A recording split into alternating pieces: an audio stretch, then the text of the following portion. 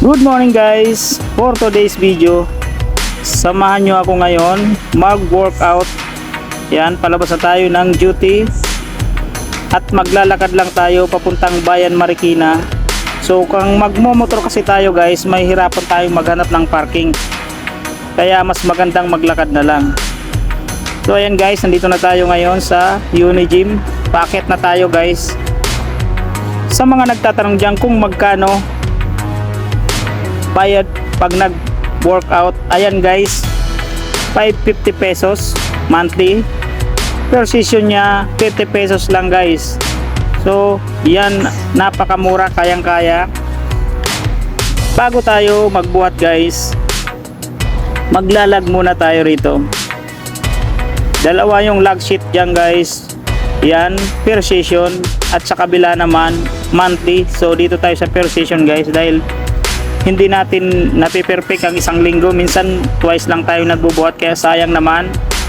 So bago tayo magumpisa, magbabayad muna tayo ng 50 pesos. Ayan, tinawag natin yung bantay ng Unigym.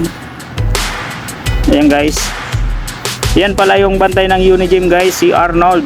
Shoutout sa'yo Boss Arnold, napaka-pogi mo, mua. Ayan guys, mag-uumpisa na tayo. Ayun, wala pang tao. Isa pa lang yung nag-workout guys, dahil maaga pa nga. Yan. Ayan guys, yung Unigym, medyo okay naman siya, kompleto siya kaysa sa ibang mga gym. So bago tayo mag-umpisa, mag-warm up muna tayo guys. Ganyan lang yung ginagawa ko. Pagkatapos natin mag-warm up, saka tayo mag-uumpisa guys magbuhat. So kailangan natin mag-warm up para maunat-unat ang mga tamilis na ugat. Yun guys, ganyan lang tayo guys, simpleng warm up lang, hindi katulad ng iba.